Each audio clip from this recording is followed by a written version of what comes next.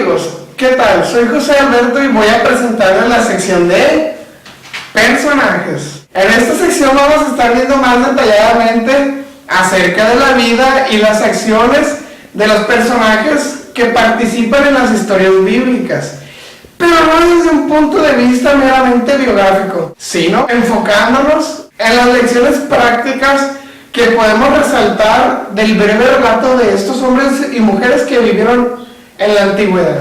Al mencionar las lecciones prácticas nos referimos a enseñanzas y aún más principios que podamos asimilar mediante este estudio. De manera que, aunque estaremos tratando con historias que hace ya miles de años que sucedieron, seremos capaces de interpretarlas para trasladar sus enseñanzas a la vida actual.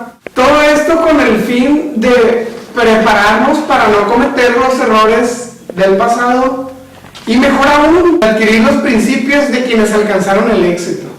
Vincularemos cada personaje con la sección historias bíblicas, es decir, cuando en aquella sección se presente un video, aquí estudiaremos los personajes que participaron en esa historia. Así que estaremos estudiándolos en orden cronológico. ¿Te gustaría saber para qué público está dirigida esta sección? Esta sección está dirigida especialmente para ti si te encuentras en alguna de estas tres situaciones.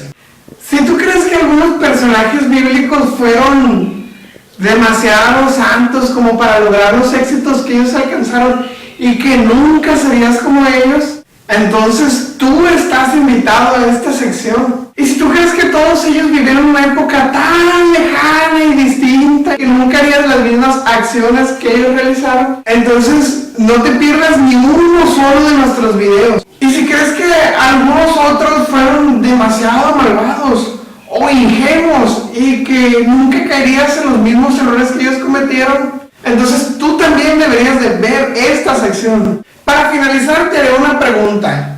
¿Qué personaje te gustaría ver en esta sección? Puede ser tu personaje favorito, uno del que tengas ciertas dudas o del que casi no conozcas.